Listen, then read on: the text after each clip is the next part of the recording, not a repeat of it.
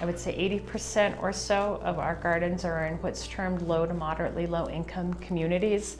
Some of those communities have a very high percentage of refugees and recent immigrants. Some recent immigrants and refugees we have found, don't always feel comfortable in an academic place with their kids. They're in a new country, new experiences, and their kids are learning things that they didn't necessarily learn as they were growing up.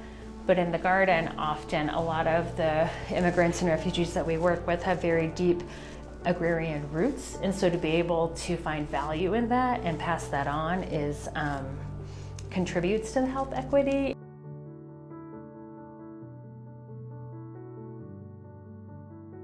Working here in some of the neighborhoods, we could see that they had higher rates of STDs, you see more hypertension, you see more deaths and injuries from gun violence.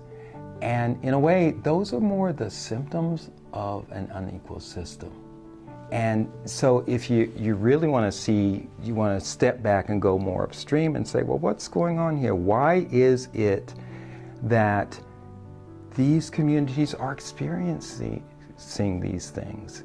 There's a community center that's the central hub for these North Fort Collins communities, and it's called Northside Autism Community Center. And what we've done with them is we've created this physical activity center for Vida Sana participants that allow them to go to the center for free, to do Zumba, to meet with a personal trainer, to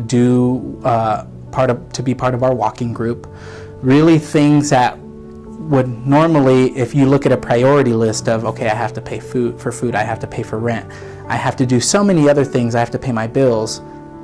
Where am I going to find time to pay to join a gym or to go out and do an activity for myself and for my family that'll keep us healthy and keep us away from developing the diabetes or becoming obese? So we're broken down that barrier to access for physical activity programming. Within the city of Pueblo, we see high poverty rates, high chronic disease rates, low income, lower education as based on all state averages. So although we're a very tight-knit, family-oriented, culturally diverse community, we have a lot of struggles. We were 54 out of 59 in the Colorado Health Rankings for health factors, so we're up against quite a lot of work that needs to be done, not only in public health, but within the entire city.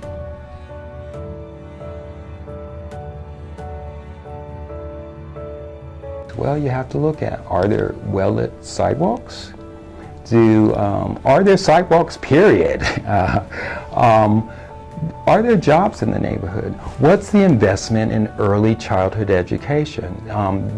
Study after study is showing that if you don't invest in kids when they're really young, they're going to struggle. So again, it's like, well, are those investments, are they existing there?